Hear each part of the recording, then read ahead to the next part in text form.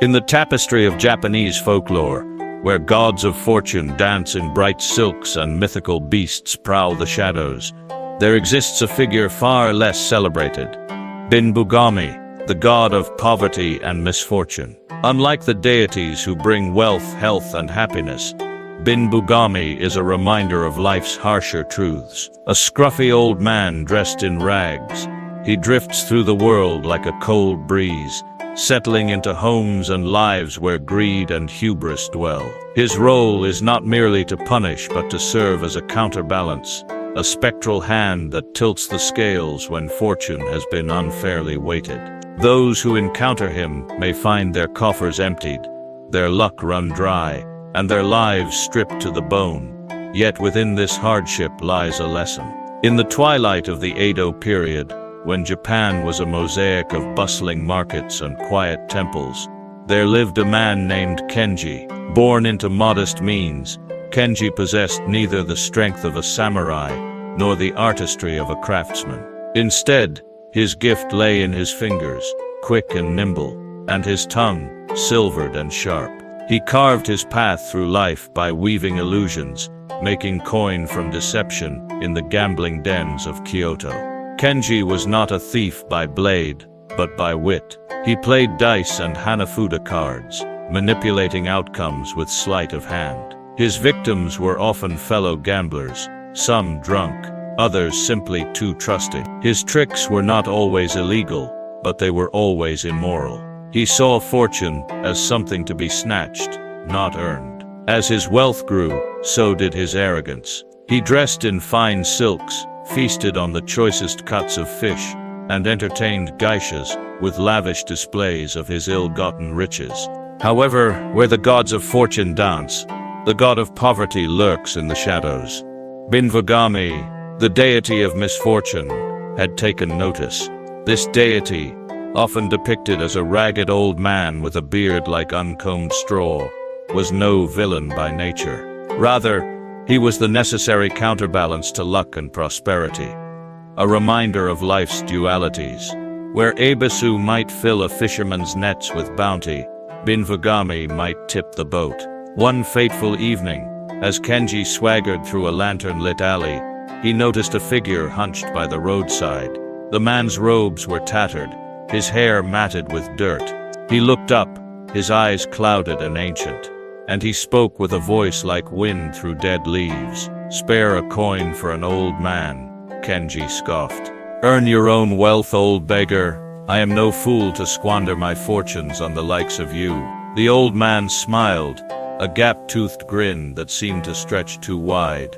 "Fortunes, yes, how they come and go." Kenji turned away, but a chill lingered, a whisper of cold in the summer air. From that night onward, his life began to unravel. At first, the changes were subtle. His winning hands at cards turned sour. Dice rolled against him, as if weighted by an unseen hand. The small pouch of coins he carried seemed lighter with each passing day. When he moved from gambling dens to street games, hoping to trick travelers instead, he found his luck no better. His fingers fumbled, his eyes misjudged, he lost again and again. Desperation set in. He lowered his standards, cheating at children's games in the alleys, betting what few coins he had left on the turn of stones. But even here, misfortune clung to him. When he managed to win a handful of 7, pickpockets stole them before he reached his door. When he scavenged coins, stray dogs chased him, and his money scattered into the gutter. And always at the edge of his sight, the ragged old man watched. As winter settled in, Kenji found himself among the beggars he once scorned. His fine silks had long been sold, traded for bowls of thin soup and straw blankets. His once sharp features had grown gaunt, his skin as pale as rice paper. He sat under the eaves of a merchant's shop, shivering, a bowl in hand, and the same phrase on his lips, "Spare a coin." One evening, when the snow fell softly, muffling the world, the old man approached him once more.